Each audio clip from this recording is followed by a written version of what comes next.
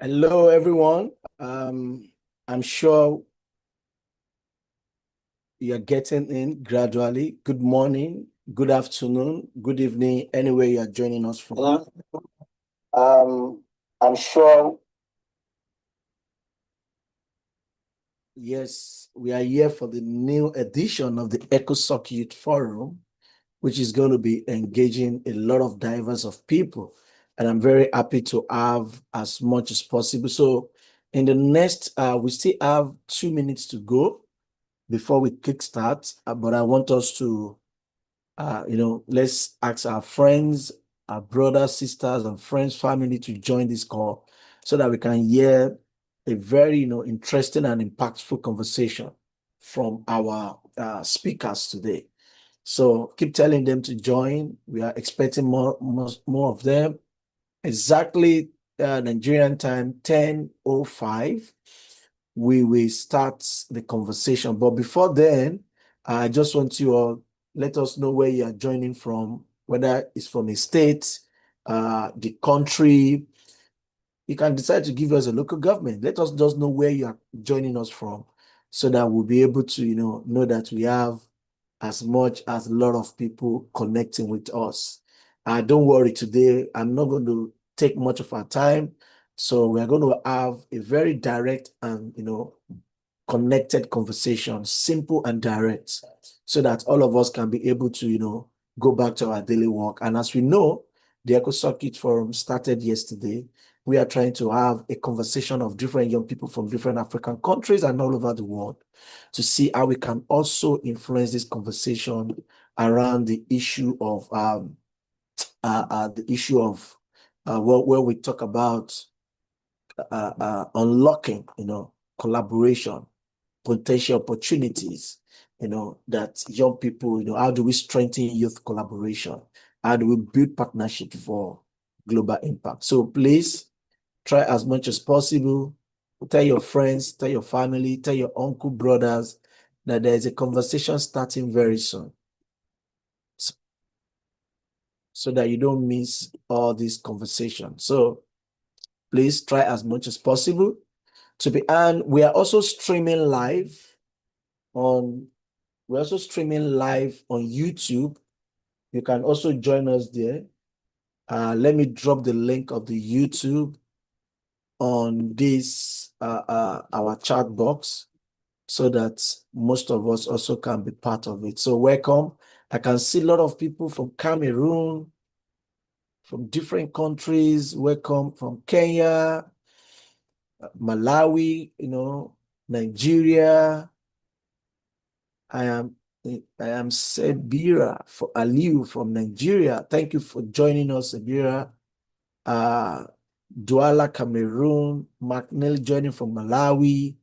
I'm joining from Lagos, Nigeria. So guys, you should know. Oh, we have Uganda. Pleasure to be here. We really appreciate your coming. Thank you for joining us from Uganda. This is going to be a very long conversation today, and interesting conversation today, not long. So please try as much as possible to be part of this conversation. Okay, so we have 4 minutes to go. I just wanted to confirm if all our speakers are online. I can see Victoria is online. Godwin, we are still waiting for Godwin. We are waiting for Elizabeth. We are waiting for Sheila. I'm sure. Sheila is in. Sheila is in now. Please try as much as possible. Tell all your friends that we are live. We are about going down to this wonderful conversation today. It's going to be a very great conversation. So please, please don't miss it. Don't miss it. We have, like I said, we have 4 minutes to go. So please keep typing, keep sending messages to the chat group. Where are you calling us from? Where are you joining from? Whether you are joining from any community, put it there, country, state.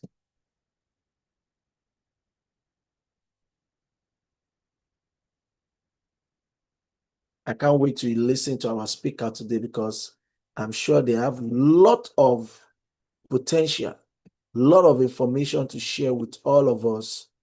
And we are going to be giving, chance for people to also ask questions so that we don't just leave our speakers, our listeners without, also hearing from our speakers. So please, we are going to be kickstarting very soon so that we have more quorum in the meeting. So, my name is Olumide Idowu, and I'm joining you guys from Lagos, Nigeria. And I can't wait to listen to most of all these great people. Thank you from where, just if you are joining us for the first time or you are joining us now, please comment in the group, in the box and chat section, your name, where you are calling, where you are joining from. You can also, if you want to make it more interesting, you can also help us to put what do you want to achieve? What's going to be your take home from this conversation? Like, we are going to be speaking majorly on uniting voices, strengthening youth, collaboration, and partnership for global impact. So please try to mute your mic if you are not speaking, please. You march, please mute your mic, please. Please. Anybody that is not speaking, so that we don't have too much noise from the background, please mute your mic for the rest of the conversation so that we can have a good sound. 1 minute to go. If you know you are excited to join us in this conversation today, please show us with sign of emoji. I'm going to show my own just now. Oh, I love this conversation. My sign of emoji is going up. Let's keep showing the sign of emoji. Yes, because today is going to be an impactful session. We're going to hear from a lot of people that, they have been in this space. Some of them are growing. Some of them are, trying to build a career. Some of them are trying to also, build something that is going to be formidable, something that is going to be impactful in the journey of, youth development, activism, advocacy, and even consulting, because we are not only going to be engaging, young people that are into activism. We are talking about people that are making changes, that are building innovation. So those are the kind of people we are going to be having today on our call. So thank you very much. Like I promised, this is 11:05. My name is Olumide Idowu, and I'm joining you for Lagos, Nigeria. It's a pleasure for me to have all these diverse of people on this call today. We are going to spend at least 1 hour, 30 minutes, not more up to that, but please, as much as possible, this is my plea to everybody that we want you to engage. Please mute your mic if you are not speaking. If you are not the one speaking, mute your mic so that we can have good sound from the background. And if you cannot hear us very well or one of our speakers, try to put the comment in the chat box so that we can be able to know what is. And as you are joining us, your name, where you are joining us from, what's going to be your expectation, put it down there.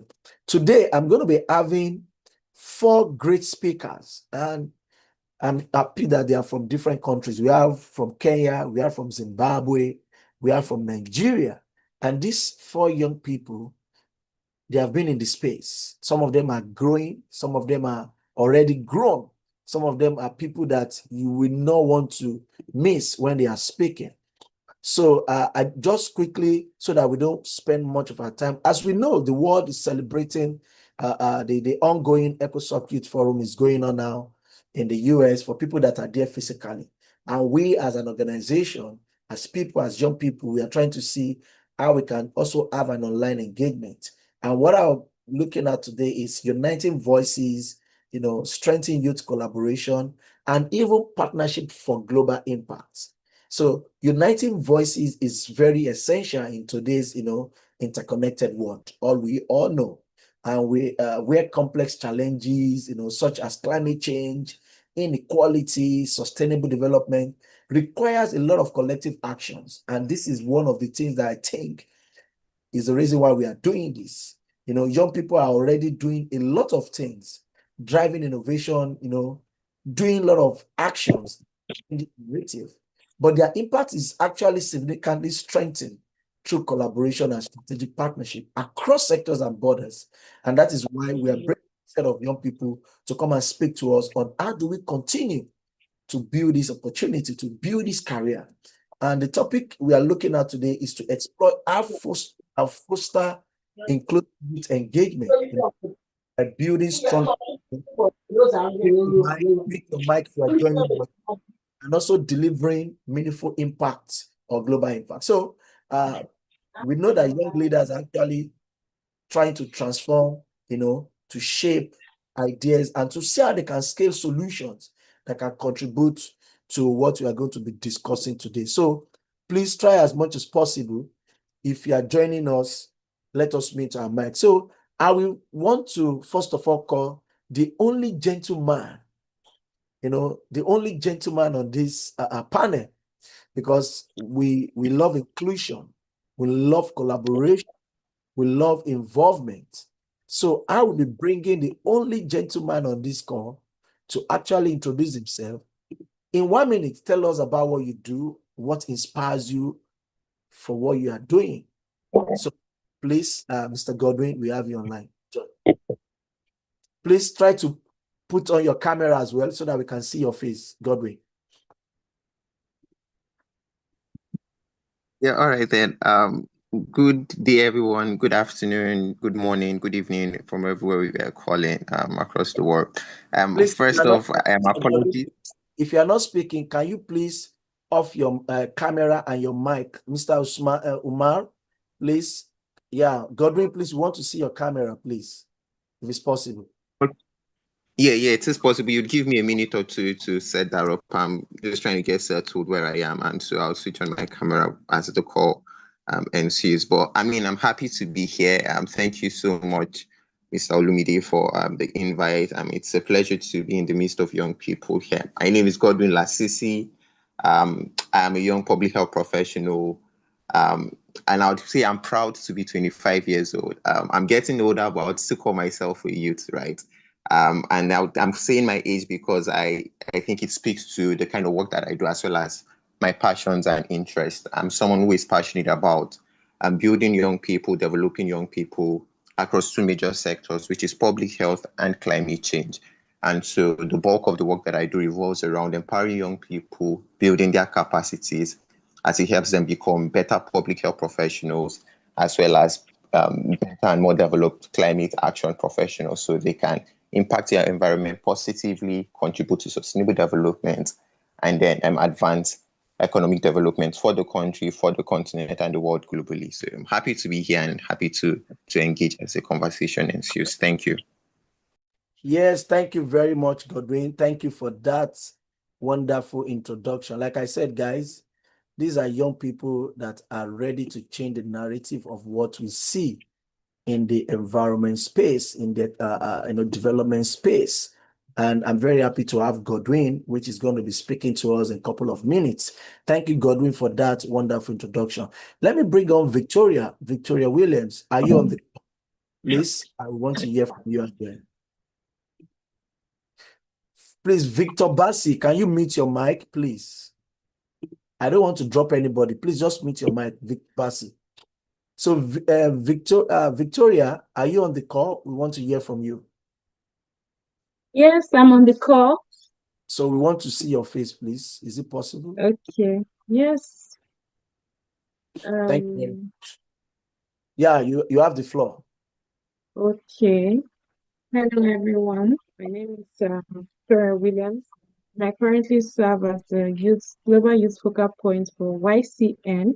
YCN currently means the Youth Climate Network. So we are a network of youths working together in the section of climate change, migration, and all the thematic areas of climate change, from waste and the circular economy to adaptation, to loss and damages, and to just transition, which is the new topic of the climate change now. So these are what we do. We try to bring together different youth from different countries to become focal points and work in a unified manner, just like what Yongo is doing. So the Youth Climate Network is leveraging on youth. It's an organization and a network fully run by youth and for youth. So thank you so much. I hope this introduction helps.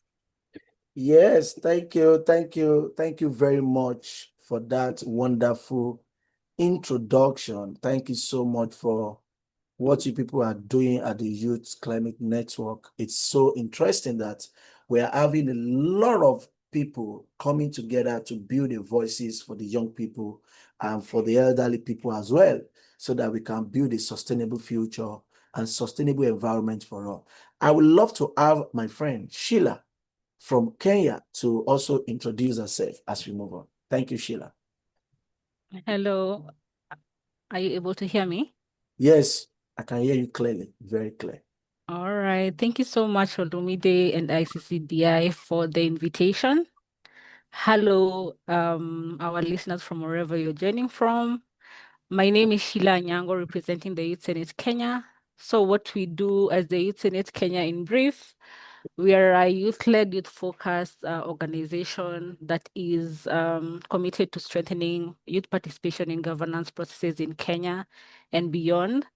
And this is across our different thematic areas on youth peace and security, youth political leadership and governance, civic engagement, youth economic empowerment. So our work is from the local communities. These are the grassroots communities in Kenya, all the way to the national level, all the way to the regional level, to make sure that the youth voice is in the different policy spaces. So because we believe that the young people are not just beneficiaries, we are co-creators, we are the architects of some of these implementation challenges around policies, which directly impact our futures. And we believe that the young voice and the youth voice should not only be heard, but it should always be translated into influence, action, and different policy outcomes in Kenya and beyond. Thank you. Yeah, thank you very much, Sheila, for that great work you people are doing with Youth Senate Kenya. We really appreciate you people's efforts and how you are engaging young people to also be part of, governance, youth participation, climate action, and all other related issues that is affecting young people across the value chain. So thank you very much. Now let me bring is one of our leader, Elizabeth Gulugulu. You have the floor. I don't know whether Elizabeth is on this call. I don't know whether she's on this call. Elizabeth, if you're on this call, let us have you.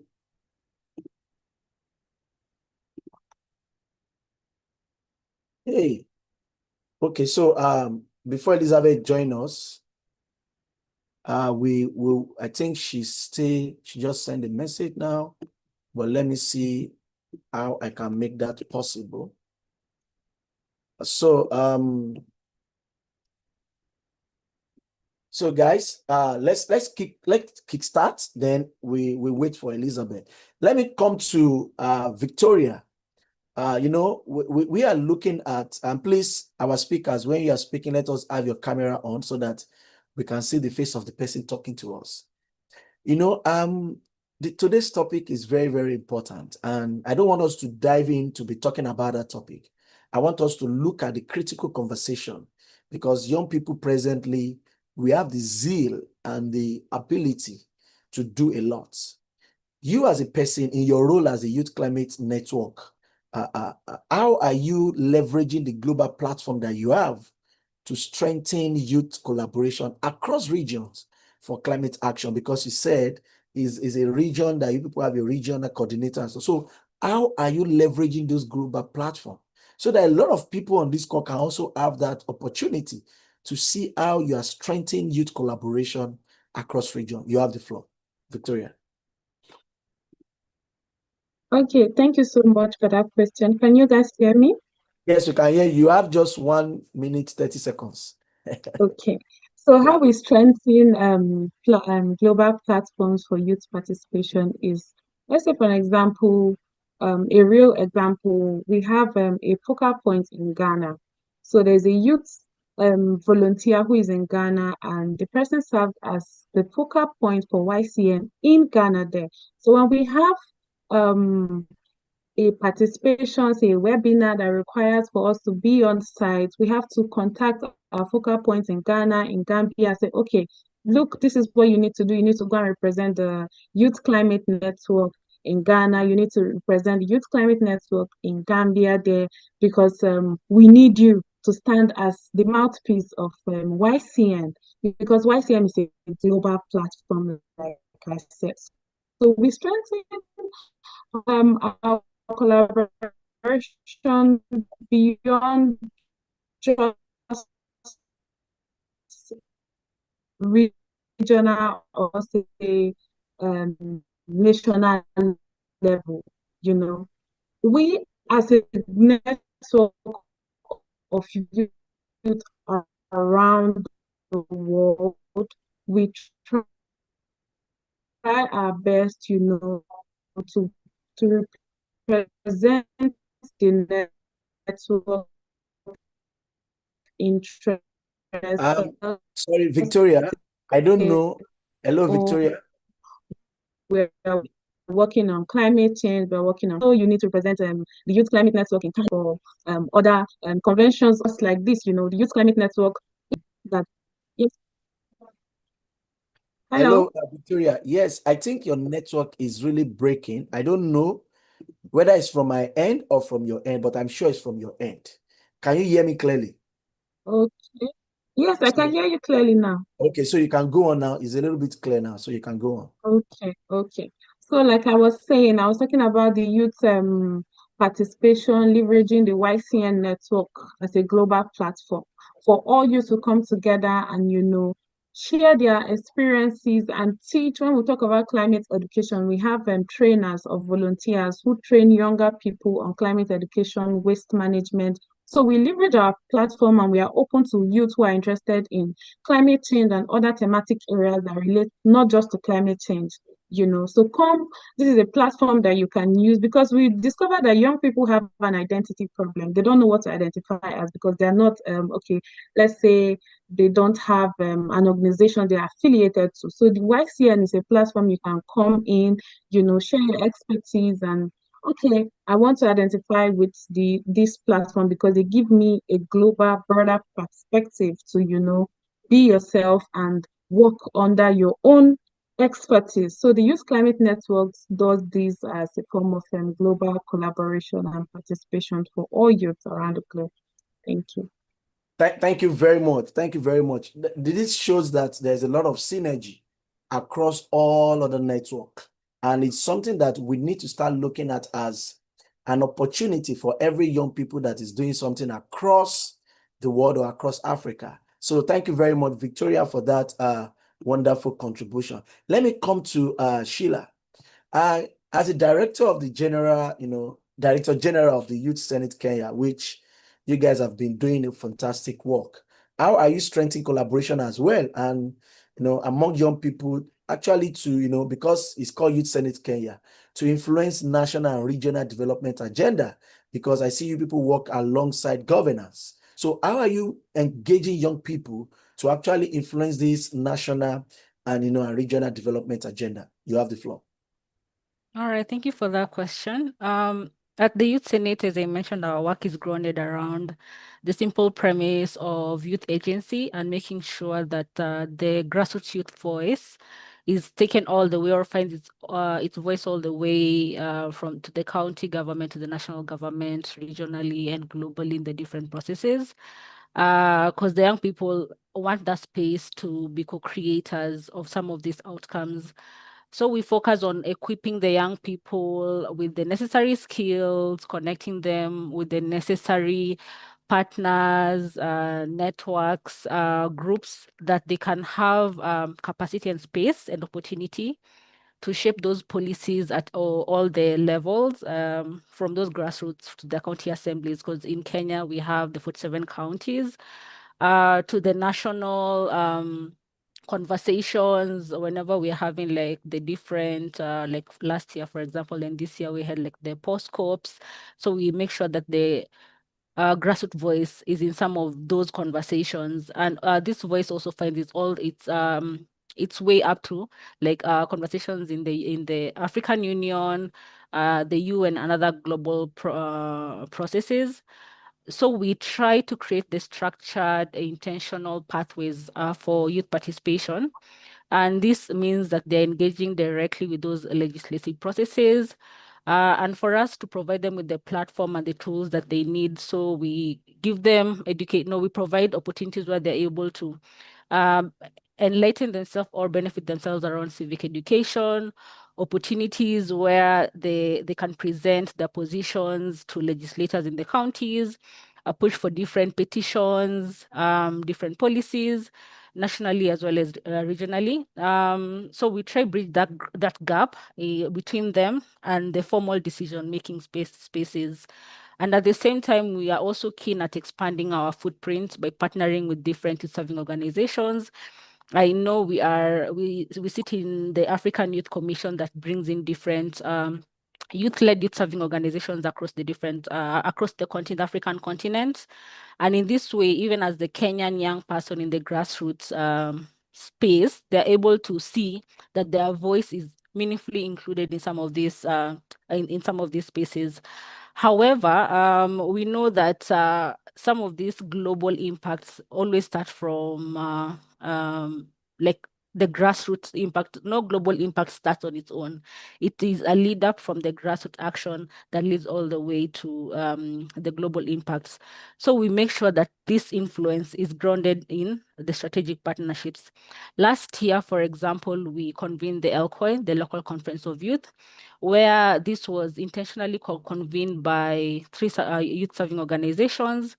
And this was a logistical choice because we knew alone we will not be able to do so much, but together we'll be able to have the impact that we needed to do the co-creation.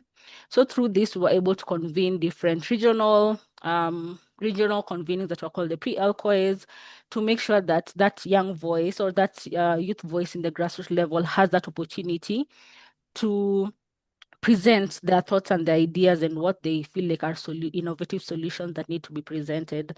So the underserved communities, the marginal communities all had an opportunity to have youth representatives in these conversations. We also acknowledge the role around the Global North, Global South partnerships, where we are working with different organizations from the different continents, like the European continent. We were also able to bring in different convenings even beyond Kenya. Like last year, we did a convening around YEFA, and all this translated to the Kenya National Youth Statement, which fed into the country statements. At the same time, we feel like it's very important for us to also bring the older generation to the conversation because there's a generational disconnect between the younger and the older decision makers in our space. So too often the young people are brought in as a checklist or as a token to show that there was inclusivity, but there's no power for them to influence outcomes. So we are working to see how we're able to have intergenerational dialogues around policy conversations in the different counties.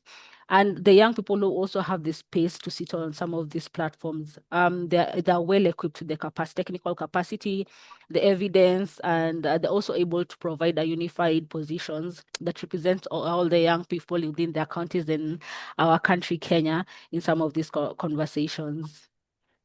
Yeah, thank you very much, Sheila. That was very deep. And I like the part of, spreading it across different regions, even out of the continent, which I think, and one of the biggest things that we need to start looking at is how do we make sure that our young people going into politics, going into governance, actually understand the processes and where and how for them to get engaged. I think that's one of the biggest things that we need to be looking at now as people and as young people that is in the value chain. So thank you very much. We come back to you moving forward. And I'm sure everybody watching us from Kenya, they are listening to Youth Senate Kenya. For you that you are just behind the bar, this is time for you to contact Youth Senate Kenya to see how you can also influence change policies, advocacy. And also, they say politics is the dirty game, but I see it as an opportunity for us to have a voice to change the narrative of what we are saying. So that's why collaboration strengthen our power, collaboration between ourselves to make sure that we build a global impact That's why we're talking about it today. Thank you so much. Let me come back to Godwin. Godwin, I am sure you are ready to speak to us now. It's very great to actually have you again. Now I can see you very well. Thank you, my brother. Now, when I say we have some young people coming up, growing, and they are trying to make sure that they also take the space and involve a lot of people. This is one of what this gentleman is doing. And you work at CASS Educational Foundation. But I will say that I've seen you in a lot of activities and programs where you speak on behalf of young people, engaging a lot of young people, and also, speaking to health and, older generation. So how do you actually foster this, effective collaboration among young people to actually drive meaningful community and a global impact? Because a lot of people have started seeing you now as an icon. So how do you foster this effective collaboration to make sure that there's a meaningful, a community engagement moving forward? You have the floor, Godwin. 1 minute. You have to unmute your mic, Godwin. I can't hear you. Okay, can you hear me now? Good. We can hear you now. Okay, all right then, brilliant. Thank you so much. So I'll try to stick to my 1 minute. I really would pick up maybe from where Sheila had stopped as regards collaboration, right? Yes, currently I work in the capacity of being the program manager for CAS Educational Foundation, which is a CSO based here in Nigeria that works multilaterally across different agencies, right? But then which begs the question, how is it that I end up appearing and speaking up for young people in spaces that cut beyond even the borders of Nigeria and even in organizations that are not necessarily continental focused?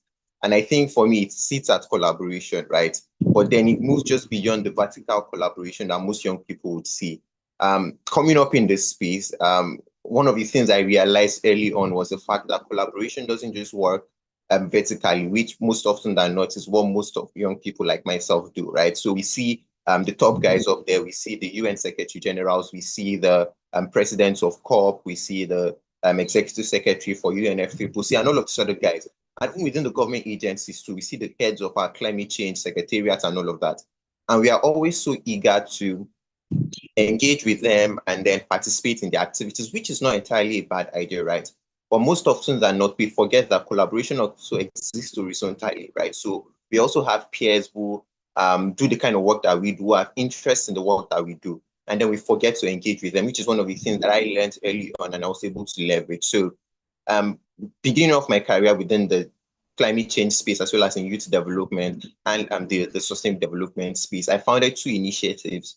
One, which is the Youth for One Health, and the second, which is the Interfaith Alliance for SDG Action Plan, right? And these two projects speaks to how I was able to leverage networks and able to get to where I am. And it was simple. The idea was to try as much as possible to mobilize young people to be passionate about global agendas, but then carrying them out at the local level, right? So for instance, when I go out to carry out a project, if I'm able to get 2, 3, 4 volunteers, we are not just implementing projects to solve the problems of the communities, but we are also tying it to a global agenda, right? So for instance, if we are carrying out a free medical checkup, or we are carrying out a health advocacy on the impacts of climate change, what we always are trying to do is, how does this speak to the global realities? What does this tie to, say, global frameworks like the SDGs or the Paris Agreement or the Kyoto Protocol? So tying our local actions to these global agendas give our work some kind of global validation and backing,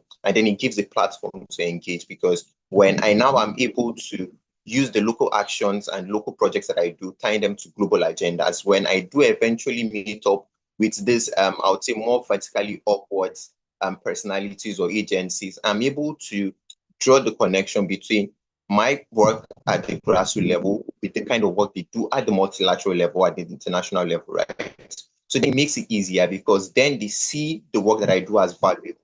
Because also most often than not, these guys operate at the international level or at the multilateral level.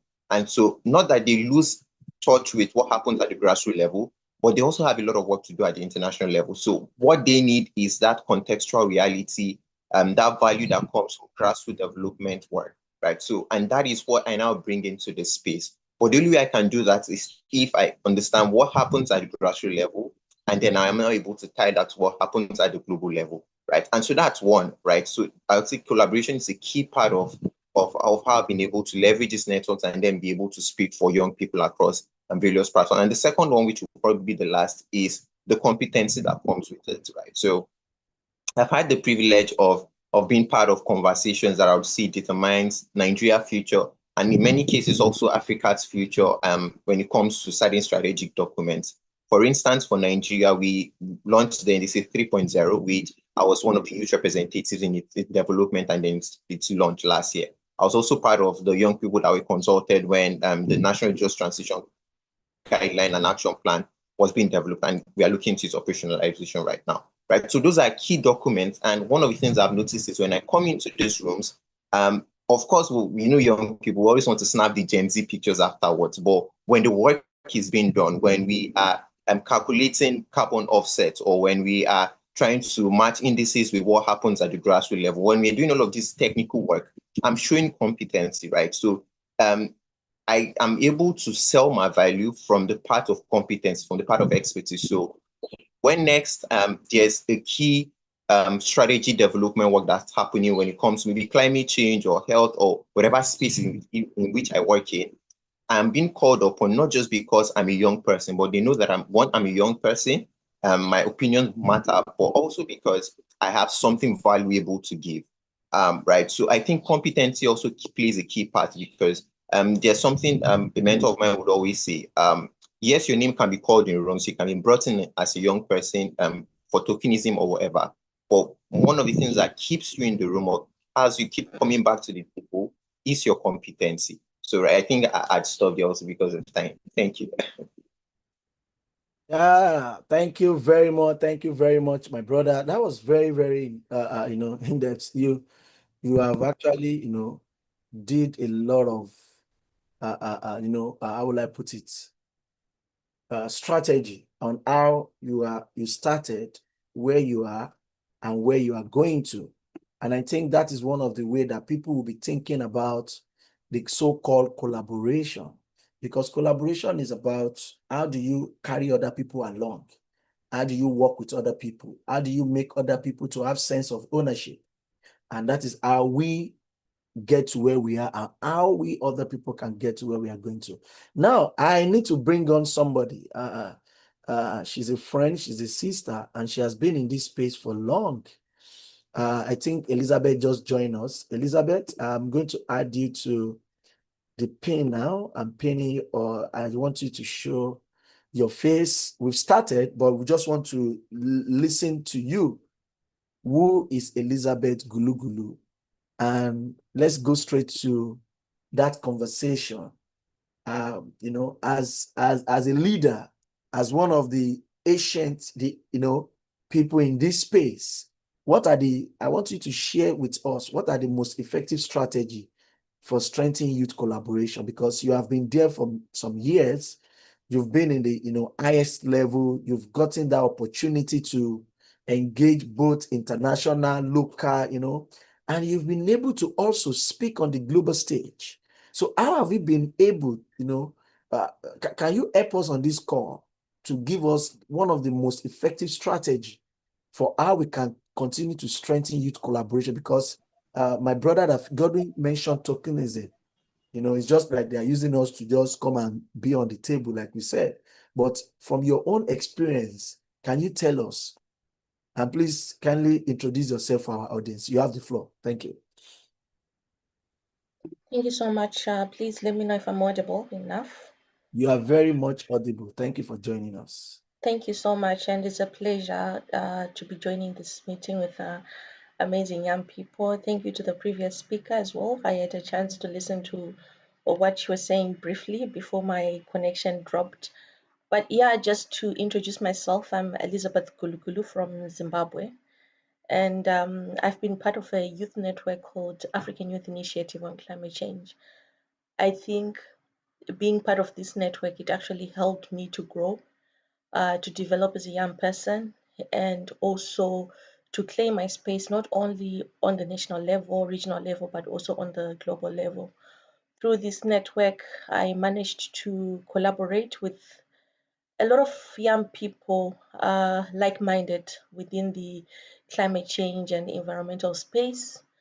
Through this network, we managed to establish a number of projects on the ground, waste management initiatives, climate information dissemination, climate adaptation, climate mitigation related projects.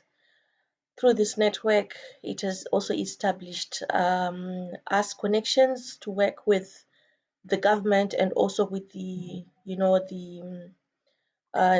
non-governmental organizations and the civil society organizations of my country. This includes UN agencies like UNDP, UNICEF, CAN International, you can name it. So just to respond to the question that Olumide asked, what strategies are they or the strategies that I have used? I think number one strategy is look for a like-minded group that believes in what you're doing. For me, like I said, I've been part of African Youth Initiative on Climate Change, which has been the basis of what I've been doing. Once you are part of that network, you are not only part of that network to be a burden, you need to contribute something to the network. Because this is also the challenge that I've seen. Young people want to be part of the network, but they are not interested in putting in the work for the network to grow. So by putting in the work, what I'm saying is, what are you bringing on the table as you are part of the network? What are your strengths? What are your weaknesses as an individual? Are you good at poetry? Are you good at art? How can you use that art to make the network grow? Are you good at doing developmental work? Are you good at, working with communities on the ground, right? Once you have done that part, there are always people watching. You don't know where people are watching from. And some opportunities that require you to apply for, they need these sort of examples. And imagine if you are part of a network and you have these examples to share and you have references to give, your story is more believed compared to someone who is writing a fake story and using AI tools to develop that story when putting in an application. Because you're speaking from a lived in experience, you're speaking from something that you're actually passionate about, something that you're actually doing, and you have true references. People will buy into your story. And at the national level, the government are also watching as well, and it's easy for them to collaborate because they're often looking for NGOs to work with. Once you start working with the government, most UN agencies, they prefer working with organizations that have a good relationship with their governments. So network and doors will open automatically, but simply because you are part of an NGO, you are part of a network, etc. When doors and opportunities start to open, what's important to remember is it's not only about you, but it's about the community that you are representing, right? You are there because you've got the opportunity to be there, but you are representing a certain community. For example, my first trip was to participate at the UNF, my first international trip, rather, not first trip, my first international trip was to participate in Germany at COP23. That was way back, I think in 2017 or 2018. But the moment I landed my feet there, I had to pinch myself and remind myself that I'm not here as Elizabeth Kulugulu, but I'm here representing a community that is struggling from accessing water each and every day, a community that is often affected by droughts. And when you're on those global platforms, it's good to speak, not for yourself, but also to speak for your community as well. So these are some of the strategies that you need to use. And it's also important that once you have reached that global level, you continue building up networks.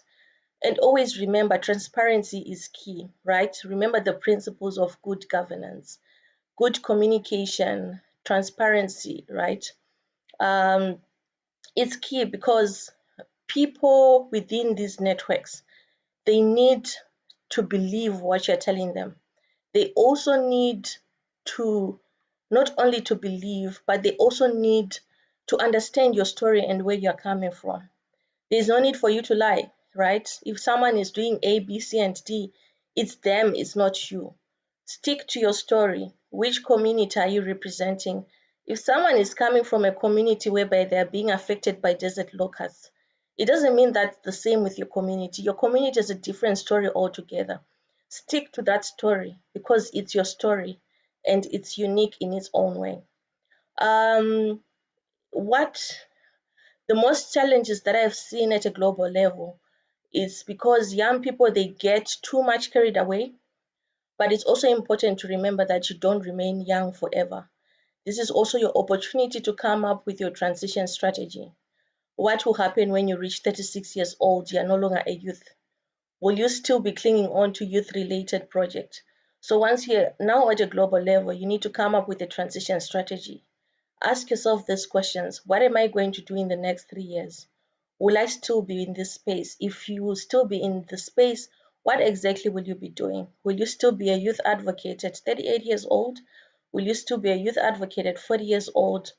Or you intend to build something bigger for yourself? And even if you still want to remain in the space, but you can't be in the space as a young person, we are looking at how you will be mentoring other young people. Are you going to establish a mentorship program? I know for a fact that most of my friends, including Olumide, they have a mentorship program that they have established. Look at people like Fatu Jeng. She has established a mentorship program for young people. Temi, she has established a mentorship program. Most of the young people that we've been in the space together, some, of course, they are still young, but some, they are no longer that young, but they have come up with a succession plan because you are not the only one that deserves to be on that global level. You also need to pave way for other young people, right, to find their way up. And the only way they can find their way up is only if you develop some sort of a plan for them to access the same opportunities or even better opportunities that you accessed. And yeah, once you're on that global level, you continue building networks till you die. Believe you me, you continue building networks till you die. There is no day you say, I'm done with these networks. You always need new networks depending with where your career is taking you. Whether you now want to focus on the academia side, whether you now want to focus more on the professional side, whether you want to focus on the developmental side, you always need connections, and connections need you to practice good governance. So this is what I can share in a nutshell, I hope. And yeah, I'm available for any questions if you have any. Yes, yes, yes, yes. Thank you very much, Lisa. When I said to you guys that I call her, she's a senior colleague, I'm not joking. So, so thank you very much for that insight. You've actually touched most of all my questions, but I will come back to you. Let me quickly go back to Victoria. And Victoria is one of the upcoming, I don't want to say activists now. I want to say advocates, upcoming advocates in the space. And I'm very sure that with what Elizabeth have shared a little bit for us, you've been able to see that there's a lot of opportunities of building collaboration and even transitioning. So, you have talked a lot about the Youth Climate Network. So, Yes. how do you think you are going to be building an inclusive and a cross-border partnership among young people that are working on climate and sustainability issues? Because most times, I don't want us to be working in silos, but how do we make sure that we are building inclusiveness in the space and it is now cross-border partnership? What are you doing and what are the strategies you think is going to be helping us to move forward? You have the floor, Victoria. Okay. Thank you so Yeah, much. can we have your camera? Your camera is not on. Yeah, that's what I'm trying to set Okay, but you up. can keep speaking while your camera Okay. comes.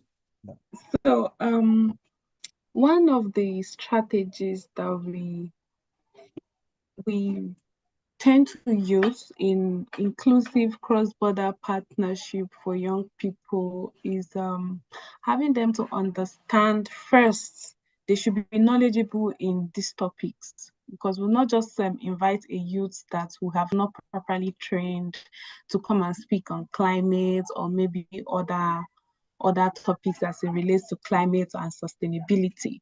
We have to let them know that, okay, you are coming to this platform as a well-spoken person, and if you have zero understanding of what climate change is or what other thematic area are there, we are willing to train you. We're willing to train you for you to gain experience as a young volunteer with our network and learn some of the key strategies and the keywords as it relates to climate change, and take a short course on climate change. These are some of the strategies that we have ensured for inclusivity and also cross-border partnership.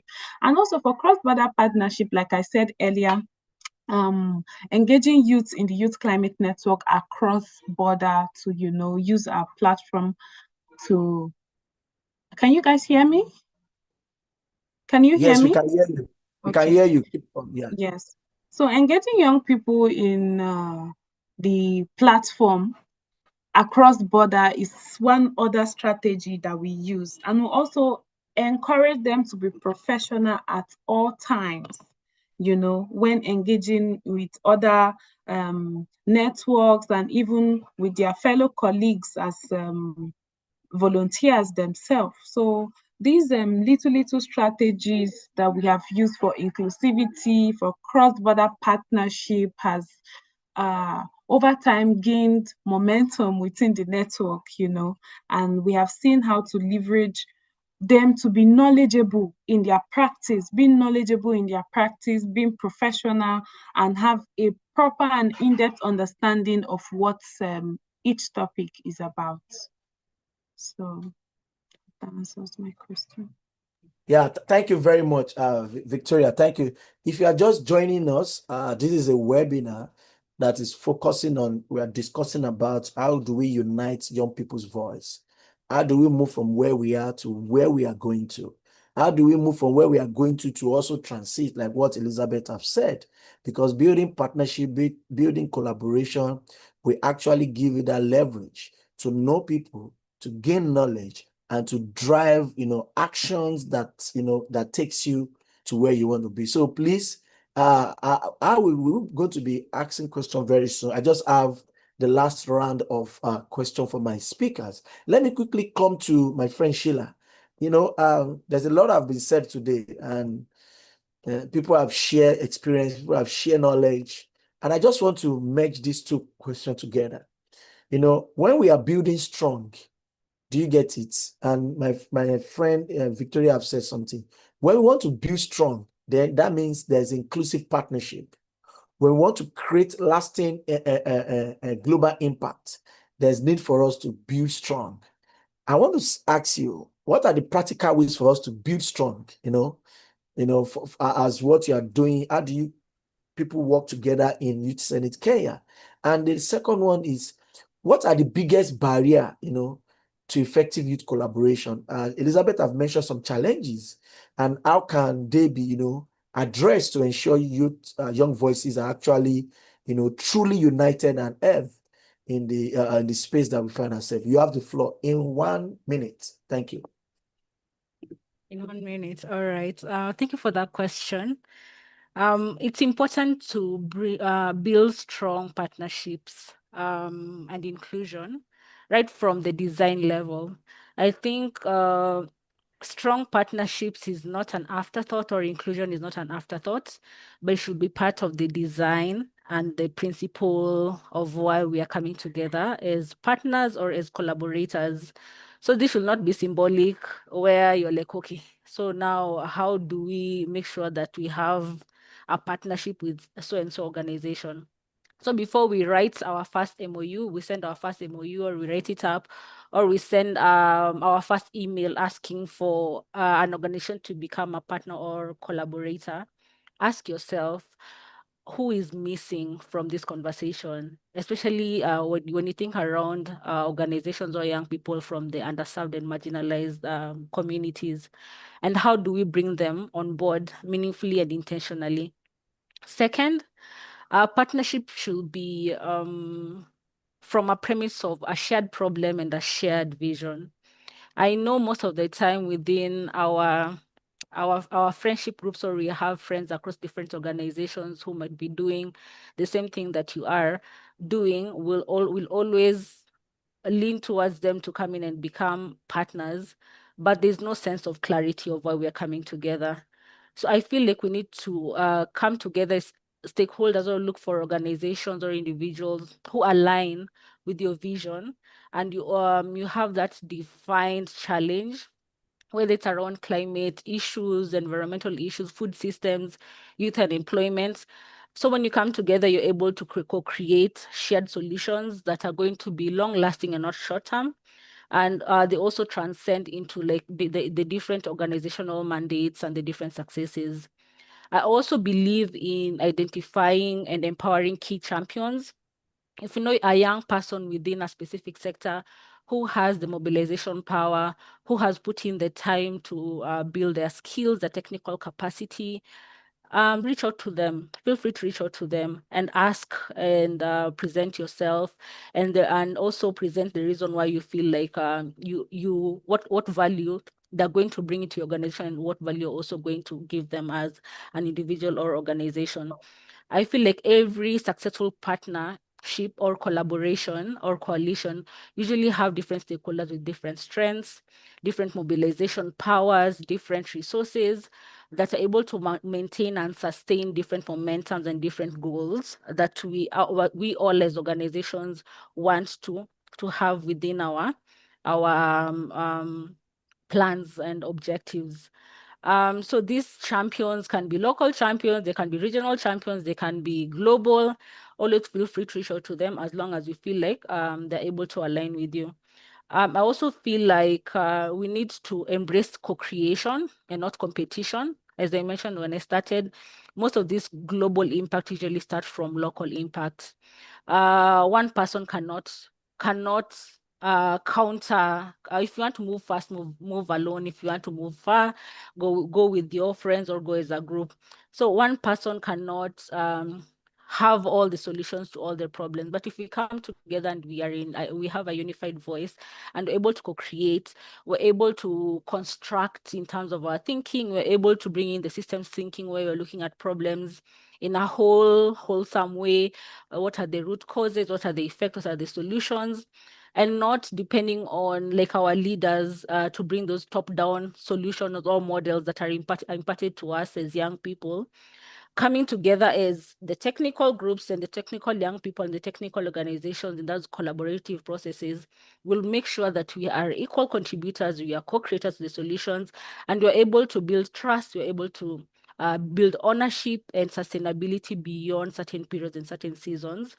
And as I mentioned, those problems are looked at wholesomely and not just at that short-term precedence that some of the solutions that we currently see within our different institutions and countries.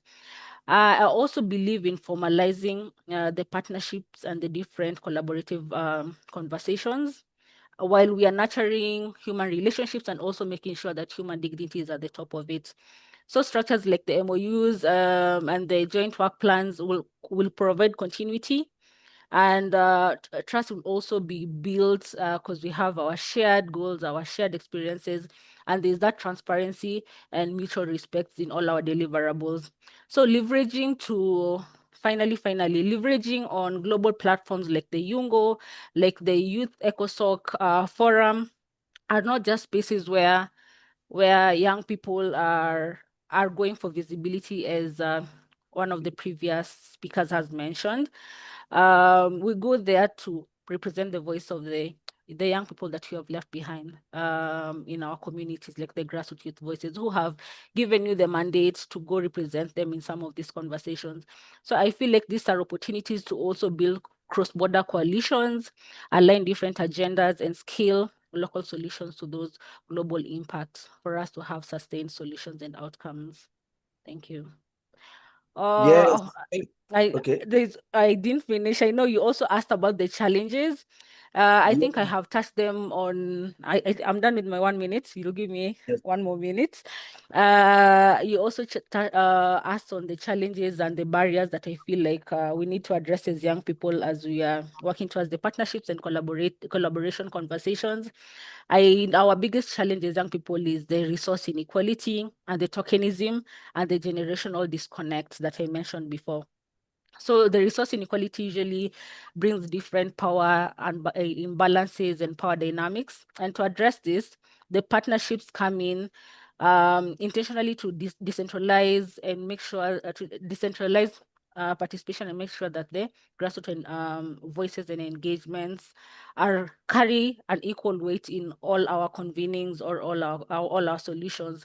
For tokenism, I feel like a solution to it is the meaningful inclusion by design from the beginning, and we make sure that the young people and the marginalized and the underserved communities and the underserved young people are present in some of this conversation, and this should be from the beginning, as we're talking about, or we're talking about different organizations or different partners coming together.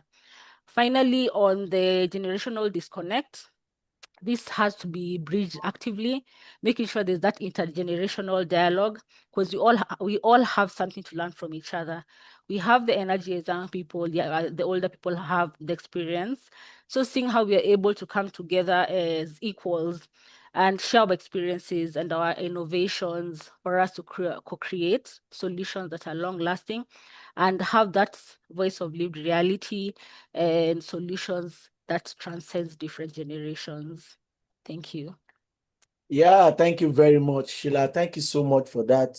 Let me say, a well-constructed speech.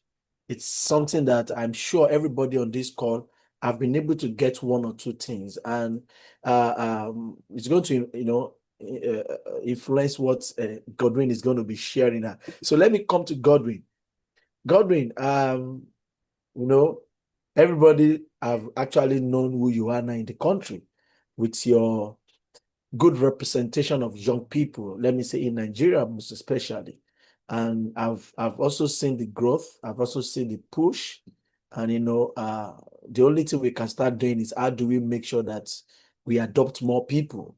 So my question to you now is that, how do you start approaching, and I'm sure you've already touched base on that, to youth lead initiative, how do you, what are the things that you are doing, to build a sustainable partnership, when it cuts across education, climate change, development issue?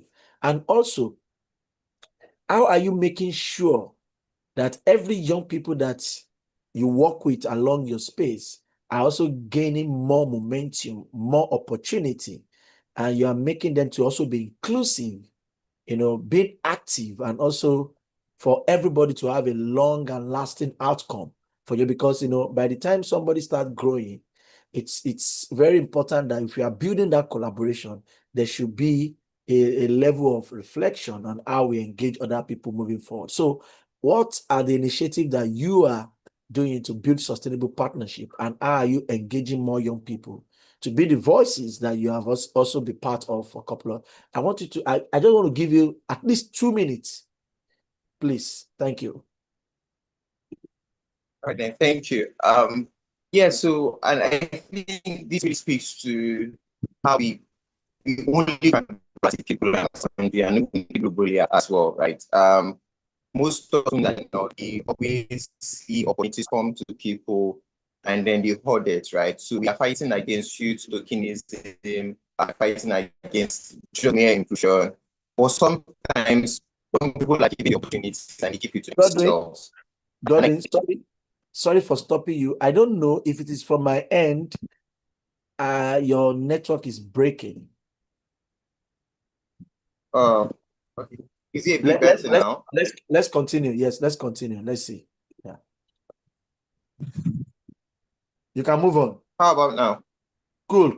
Okay. Okay, all right then. That's fine. Yeah, so I was primarily talking about how there needs to be a major focus in terms of how we view opportunities, right? And I'll clearly say through my own journey and how I've been able to come so far, as well as the young people that have also been able to mobilize across my journey, right? So I found out that most often than not, opportunities usually exist within a circle, right? Not that persons are not competent enough or are not privileged enough to have it, but they don't just belong in that circle. And that circle being the sphere of influence. So for instance, for someone who is a part of Yongo, there are certain kinds of opportunities he has access to that someone who is not a part of Yongo doesn't have, right? Not that the person who is outside of Yongo is not competent enough to access the opportunity, but it's just that it's not within the sphere of influence of Yongo, right? And it applies again to networks such as United Nations network. So for me personally, I'm privileged to be a part of about 5 major youth networks for the United Nations Nigeria, from ILO to UNICEF to UNESCO to UNDP, right?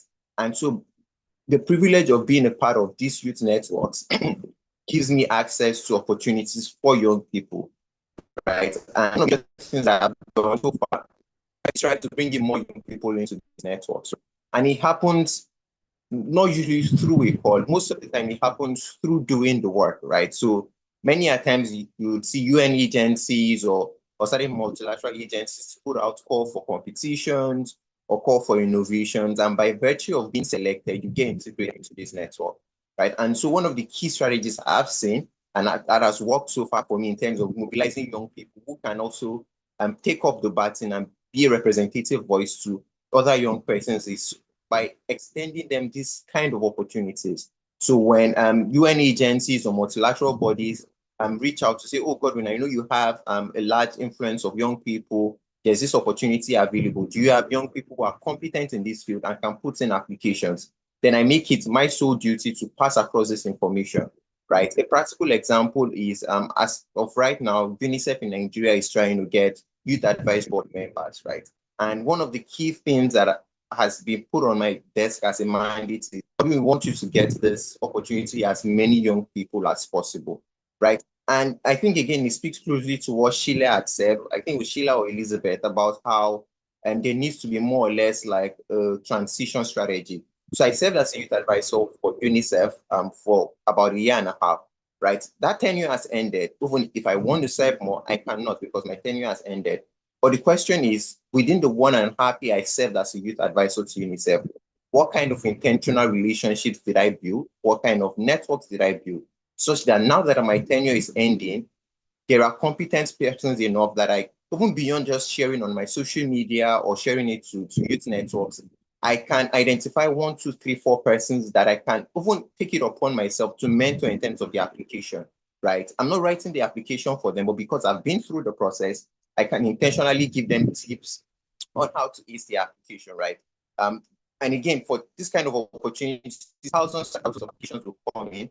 Yes, so it's usually a differentiation in terms of how persons are selected, right? And so for me, I think the key strategy is being able to, within the course of the time young people like myself have opportunities, is to intentionally begin to build networks of young people that will more or less be like, I would not use the word in reserve, but I would say keep them prepared and competent, such that when the opportunity comes, it's easier for them to gain access into these rooms. It's easier for them to get access to these opportunities.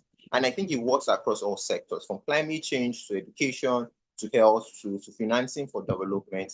There needs to be a pool for you as a team. You need to have that ready, right? And it doesn't happen overnight. You need to have that ready pool where you are investing in the lives of other young people, such that when you are passing over the baton, you're not just passing over the baton to someone because you know them, or you know that you're passing it to them because they can deliver.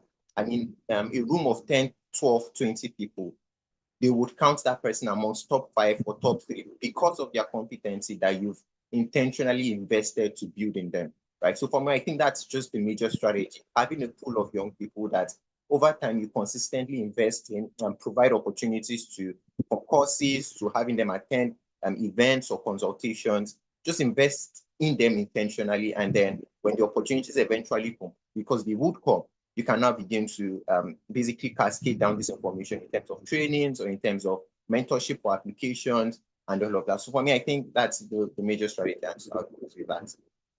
Yes, yes, yes, yes, yes. Thank you so much, Godwin. And I can testify to what Godwin is saying that there's a lot of opportunities in the space now. And the only thing the person that is engaging you can do for you is to teach you, tell you, encourage you on how to put your application in places. Um, I would say that I'm still in my 20s, eh? So I also want to enjoy much of that applications. Forget my face that you're looking at. I'm still in my 20s. So and any application for young people, please send it to me so that I can also be part of it. I really want to be young again. So thank you very much, Godwin. Thank you, Elizabeth. Thank you, Sheila. And I don't know where Victoria is. Thank you, Victoria, for all your opportunities, all your, connecting with people, creating that platform for young people. Let me come back to Elizabeth and we will now round it up with that's wonderful question I want to ask Elizabeth. So, Elizabeth, like I said, I'm in my 20s, and I know you're also in your maybe 20s as well. And it's very important for us as people, the Gen Z that we are, to look at how we can continue to, encourage ourselves. So I just want to throw it to you, um, how do you think, or let me say, what kind of policy, because everything that we do as young people, most of us don't know that policy advocacy is something that is very, very key. So you that you have been in the space, you've passed through a lot, you've written a lot of communique, a lot of policy, a lot of strategic document, a lot of petition, all those stuff. What role do you think policy framework and advisory institution play in ensuring that youth-led collaboration translates into real, measurable global impact? Why I'm asking this question is because most of our young people, we implement, we organize, we strategize, we go on the street, but we've forgotten that there is always a policy that is guiding everything we do. And most of us don't go to check how to approach those actions that we are taking at the moment. So I want you to, give us maybe in 1 or 2 minutes, what do you think are the role of policy framework, or what are the roles, of or advisory institution to these people, so that these young people can be able to ensure that youth-led collaboration can translate into something that will give them meaningful engagement, and the leaders will be able to listen to them for future purpose. Thank you very much. You have the floor. Thank you, Odomide, for that question. I think that's a very important question because in so many times we get buried away in activism. Activism, holding placards written "No to pollution." We want what do they call it? Meaningful youth inclusion. But what does that really mean? If you look at some of these policies, they are not written by young people, and this is actually a gap. Um, Most people they do not like policy related work because of its jargon and how it is difficult to understand. But this is a gap in each and every country, each and every African country. There is a gap when it comes to policy and youth inputs. So I think policy is really important because for us to demand that meaningful youth engagement, it has to be reflected in the policies. And don't you ever think that these adults or the people that are writing these policies they are aware of this, because remember some of these people they never had the opportunity to be that active within their prime times. They were busy with other things, and some are in these positions because they know someone who knows a someone who knows a someone, so they will not really care about youth related issues. They only care about their coffers and their salaries, and if they have cars with a certain amount of fuels. So there is always an opportunity to claim. If it's the NDCs, it's an opportunity for you as a young person. It's not a matter of seeing the word youth within the National Development Strategy document, but what does it mean to you? What do the NDCs mean to you? We are talking about job opportunities. How are the NDCs going to unlock job opportunities for young people, and in which particular sector? This is where policy comes in. So we need to ask ourselves these serious questions, because it's not a matter of how many countries have included young people within their NDCs. Countries can just say, oh, as a Zimbabwean country, we acknowledge that youth are participating in climate change and we would like to support them. But that's not enough, right? It's really not meaningful. So as young people, we need to ask ourselves and come up with a strategy. Ask ourselves what we really want in this youth space. What can we really demand for? We want jobs, but how are we going to access these jobs, right? Do we have the certain skills? If you don't have the certain skills, then it should be included in the policies that young people should be trained in renewable energy sector, right? How to manufacture solar panels, etc. And you give yourself a timeline. By 2026, 15 young people should have been trained by the government with support from NGO partners. By 2030, these young people should be planted within different institutions so that they can implement what they've been trained on. So it has to be meaningful and it has to be measurable, but it can only be measurable if it's in a policy document. And the reason why our policies are more of, having these youth words, sort of like youth washing, is because at the end of the day, young people, we don't know what we want. We are more concentrating on um, getting tickets to go to the next conference. It's all about conferences, but these conferences will come and go. I tell you this because you're not going to be a young person forever.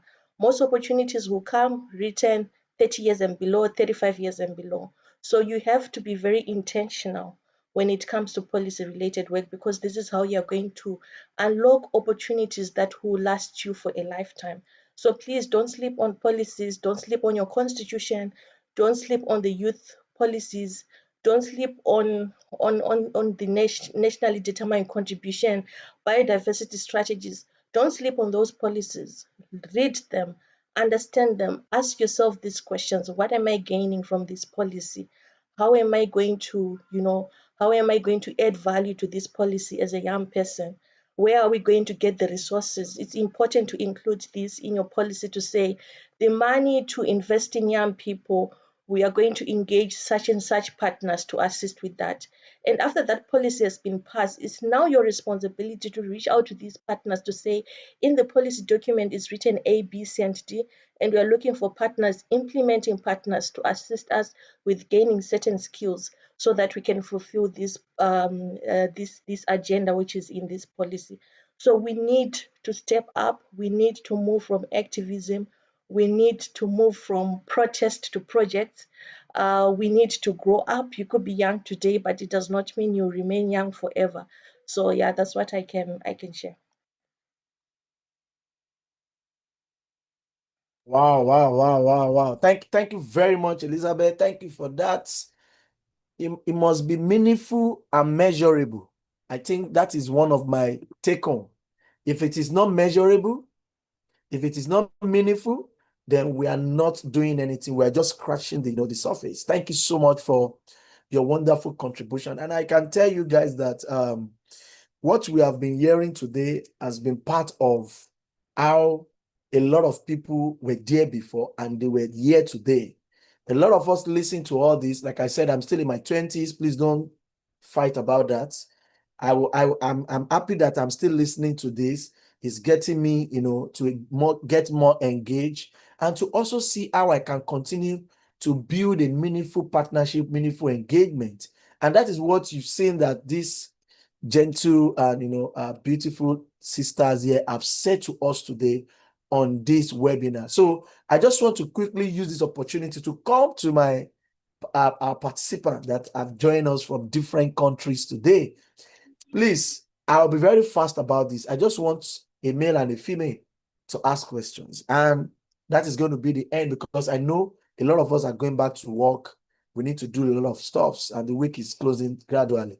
If you want to ask a question, just identify by raising your hand up. I will call your name. The first person that raises his hand up is the person I will call.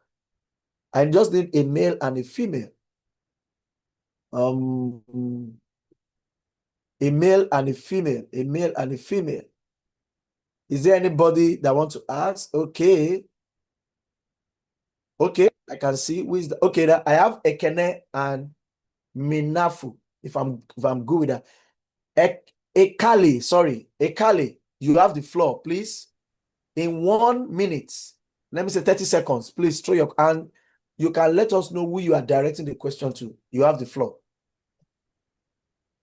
Please introduce yourself and where you are connecting from.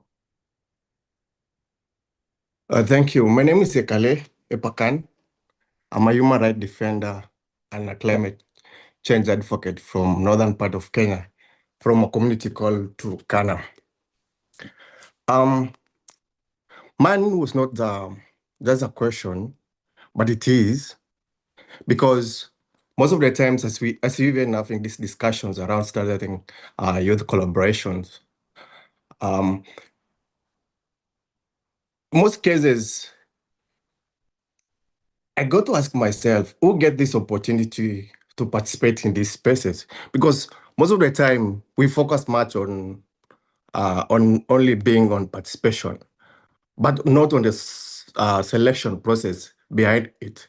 Because I see these processes are not always transparent or inclusive, and they tend to exclude the capable young people, especially some of us from the grassroots or indigenous communities, who have really issues of our communities, who are being displaced, who their aggressive roots are disturbed by these oil mining companies. And recently, maybe if I may be specific, I applied for the meeting, to attend a meeting that's happening now in New York. And I indicated that I'm going to facilitate my own participation, and I have a visa, and I wasn't selected. This shows that the barrier is not always the barrier is not even what we've been always talking about, the financial, but it's now access itself. Because I mean, if we are serious about this inclusion, we must ensure that we both have a fair participation, representation, and meaningful. That is meaningful, you know.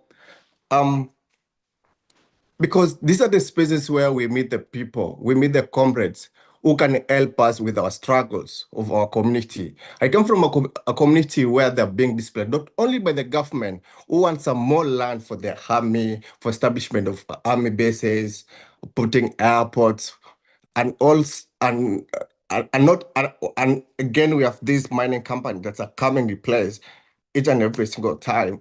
So this is where we get to find the people who are coming from, the communities who are coming from different parts of the world and coming from the state that are financing these investors. So that was a little bit that I wanted to just to add.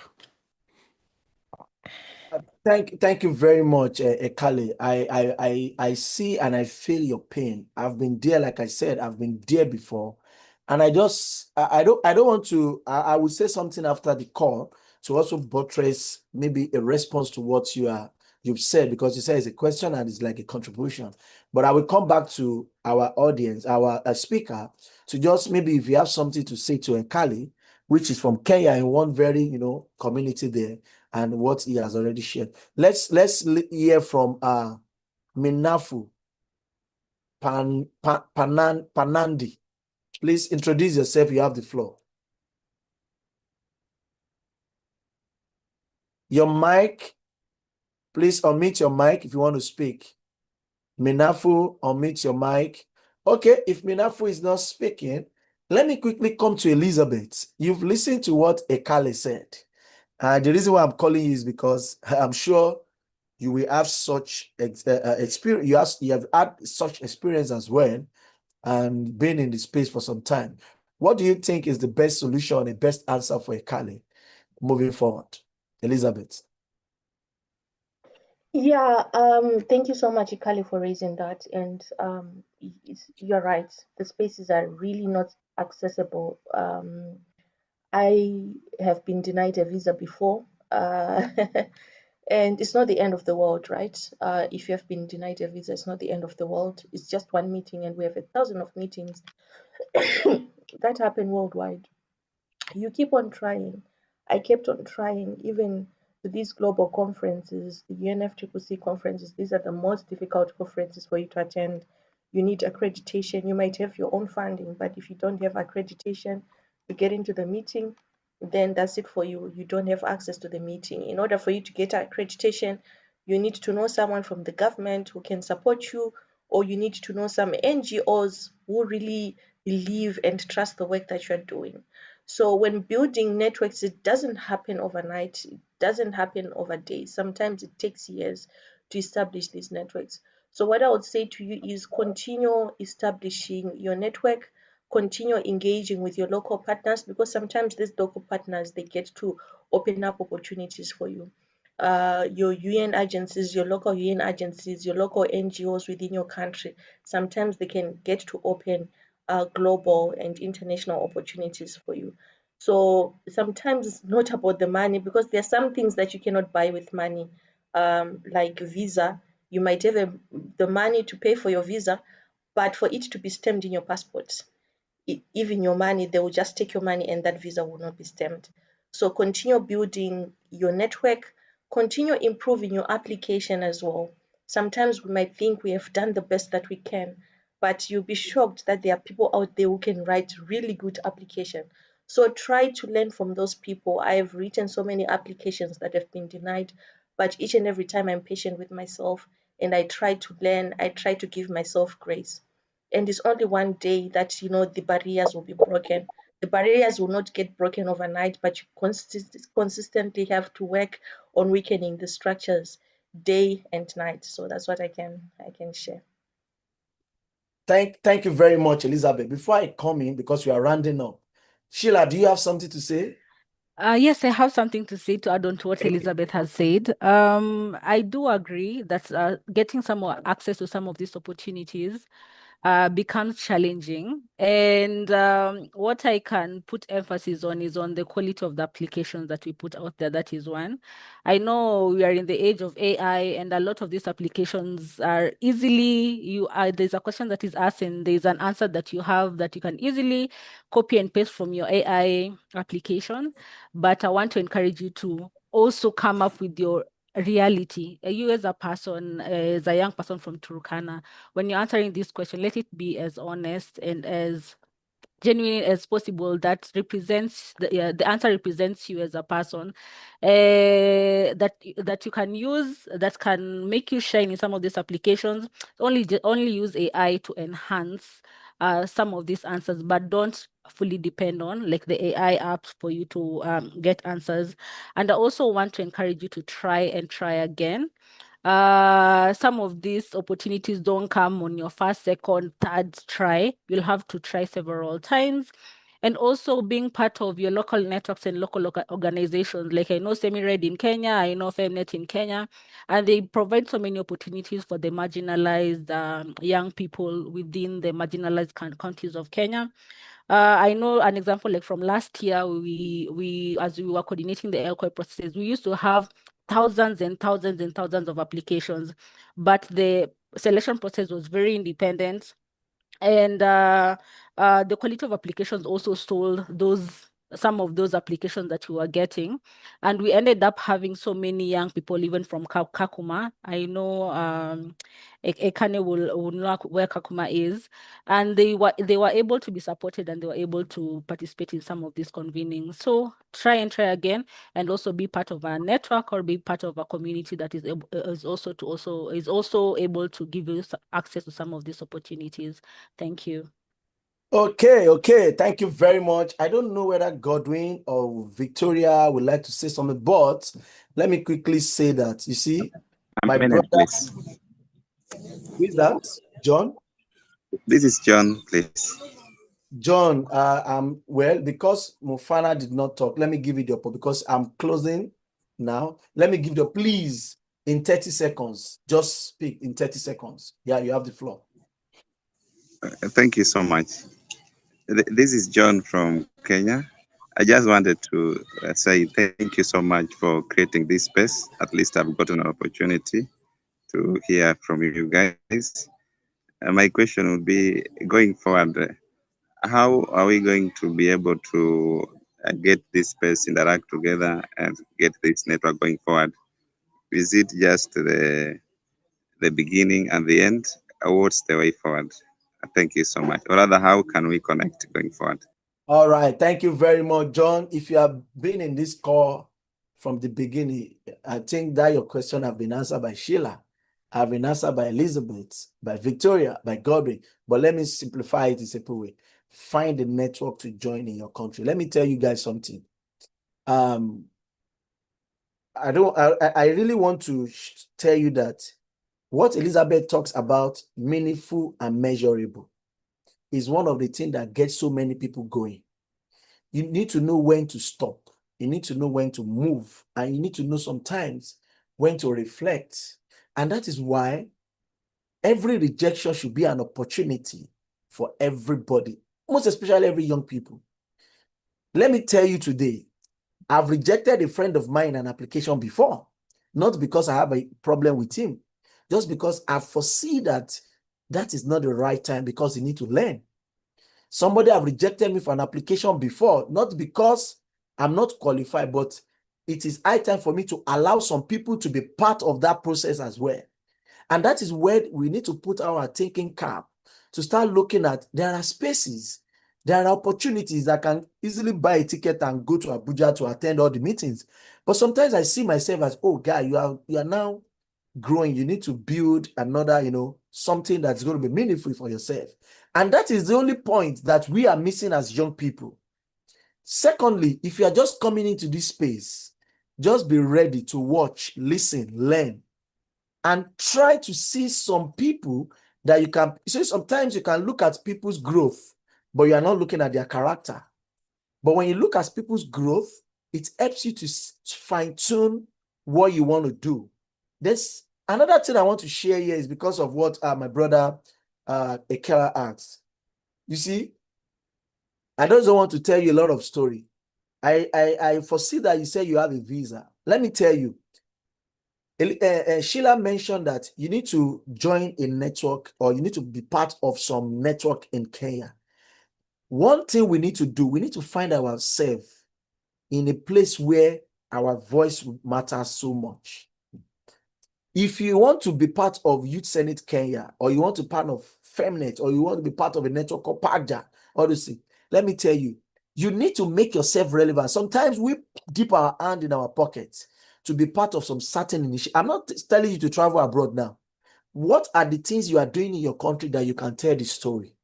I can tell you how many of us on this call, since Monday, I've actually posted one or two things about what they are doing in their organization to tell the story. How many of us have been able to send an email to one of his mentor or one of the aspiring mentor to say, oh, I've seen what you are doing, whether on LinkedIn, I would like to learn one or two things. I would like to build one or two things. How many of us are doing that? Because there's a lot of things that we young people need to do to build that collaboration, to have a unity in our voices. If we continue to think that is some set of people that are getting the opportunity, then we will continue to be where we are today. Because those people that are getting the opportunity, they've done a lot of networking, connection. They've built an investment opportunity for themselves, just for them to grow. I have tons of invitation in my emails. Do you think it's because of what I'm doing now that the email comes in? Somebody just, oh, we love what you do on a particular research. My brother, I was not the only one that research. We're 5. I was just contributing as a climate person. But you see, I'm gaining the glory of that opportunity. While I'm getting the opportunity, and they ask me, oh, who are the people that did this project together? Then I'll bring my team in. So I think it's high time for us to start looking at what is a need for me and a need for the person that is reaching out to you, because you need to grow, you need to build, and you need to make yourself relevant. Lastly, for me, before I bring my speakers to give us our last message, is that please don't limit yourself in getting opportunities alone. Invest in yourself. Pay for activities. Pay for online, what they call it, programs. Because For instance, you can pay to go and learn how to build, how to be a fundraiser. You can pay to learn how to build, to be a meaningful consultant on environmental issues. We cannot continue to be looking for grants everywhere. It is very important. Please let us invest in ourselves so that we don't wait when money is coming. Before, most of us is from daddy, mommy, uncle, aunties. We start our organization. Where the world is going to now, you need to think deep and create wealth around what you are doing. Investment opportunity is very, very key. And the only person that can build an investment opportunity in you is either the person you have been talking to learn from, or what you are doing now that will bring income for your growth. So, guys, I don't want to talk too much so that we don't lose much time. Thank you very much for all what you have been listening to. Thanks to Godwin, Elizabeth, Sheila, Victoria.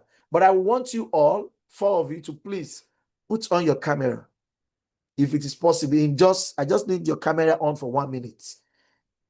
Then you can go. Now, let me start from, I want Elizabeth to end it. Let me start from Victoria. Please, in 10 seconds, what is going to be your message to all these almost 30-something people and other people that have joined, because it's being recorded? People can listen. Yeah. What's going to be your message to all these young people in 10 seconds as we close? Your message. So, thank you so much for the privilege. Like we've all said, find a network to connect with from grassroots. So don't look at ahead. You will always be at the top, but you have to start from the grassroots. So that's my word. You will always be at the top, but your grassroots work really matters. Thank you so much. Thank you very much. Thank you very much. That is very fantastic. We are top, but we need to build from grassroots. Thank you so much. Let me come to Godwin. Godwin, where's your camera? Godwin. I want to hear from you. Is Godwin on this call? Okay, let me come to Sheila. Sheila, what is your message in 30 seconds or 10 seconds to the young people? Oh, Godwin is back. Godwin, come back. Let us have your message in 10 seconds. Your mic, Godwin, your mic. Okay. Good. Well, you can hear me. Perfect. Yeah, so I think for me, my message would be collaboration is the new innovation. Whether it's finance, whether it's competency, whether you want to gain knowledge, collaboration is what sits at the bedrock of it. If you want to get courses, reach out to Mr. Olumide, reach out to Sheila. If you want to get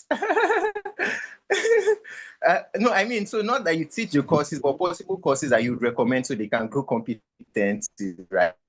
So if you're looking to organizations who provide funding, right, find persons who have gotten those kind of fundings before, right? So for me, I think collaboration is what's at the bedrock of innovation. So seek out collaboration, and I'm rooting for you all the best. Thank you very much. Thank you very much to put me on the spot, my brother. Now, let me hear from Sheila. You have the floor. Thank you, Olumide. This was such a nice session, and I'm glad to have taken part in it. My closing shot is every youth collaboration is about recognizing that no one actor has all the answers. Today's complexities and challenges, like around climate change, food insecurity, demand collective intelligence, shared responsibilities, and long-term sustainable partnerships. Thank you. Thank you very much, Sheila. Thank you very much for that. Collaboration, partnership, voice, everything is something that we need to build for ourselves, because time is going. No time waits for anybody. Elizabeth, now let's listen from our ancient of these. Let us listen from Thank your. you so much. Yeah. I want to be as kind, and I'm looking for the right words to say. Guys, I want to encourage you to develop a skill. Do not depend on organization grants. Do not depend on funding for the organization, because in case they do not come, you are going to be very stranded. And in most cases, people will say we do not want to bring money to Africa because there is abuse of funds. We have seen the abuse of funds by young people because they are lacking certain skills. and they think the organizations they are part of their livelihood, and they end up abusing the funds that are coming from different donors. By so doing, you are painting us with the same brush. People will end up saying, no, young people from Africa, we cannot trust them. We cannot give, simply because we do not want to learn. We do not want to develop skills. Do not be shy. If you're a builder, you're a builder. Develop that skill. Make climate change environment your side hustle. If you're a painter, you're a painter, but develop that skill, because at the end of the day, you need to put food on your table. If the environmental work is not working for that time, at least you know you can put your hands on something that will put food on your table. So I just wanted to share this with you. Do not be shy with the skills that you have. It's still part of growing up. You're still learning. You still have all the time that you want. And continue building your NGOs, continue being part of a network, but do not 100% rely on that. That's what I can say. Thank you very much, Elizabeth. Please, guys, let us give our speakers a round of applause for all this wonderful information. Like somebody asked in the chat box, Sheila, Elizabeth, Godwin, Victoria, if you have any network these young people can join before we close the conversation, you can drop the link, drop the name, let them look for it online so that they can be part of it, because no network presently, you have to actually join something to be part of something so that you can be able to build yourself. So thank you very much on behalf of ICCD Africa, on behalf of all young people across the countries that have joined us. I want to say a big thank you to our speakers for being part of us today. I really appreciate you, Elizabeth, Victoria, Sheila, and Godwin. Thank you so much. And please try as much as possible. Anybody that wants to reach out to our speakers before they leave, they will drop their LinkedIn accounts and link their maybe X page, their Facebook, any account you think you want people to connect you with. Please drop it in the chat box, and you can connect with them, learn from them. Don't go and ask them for money first. Ask them for what are the opportunities that can make you to, and most importantly, I think the opportunity you should be asking for now is the one that you can benefit in your country. Because when you ask for that, then you grow from the grassroots to where you want to be. Thank you so much. And I really appreciate all your contributions. We hope to have you some other time on this network, on this channel, to also see how we can engage more young people. Have a blessed week and midweek ahead.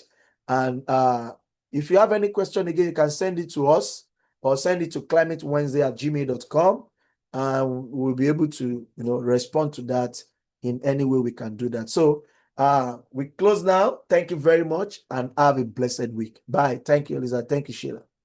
So I will leave this space for some minutes for people to comment, to copy emails, to copy network links and whatever.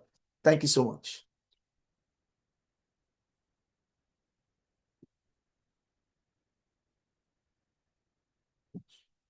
Mm-hmm.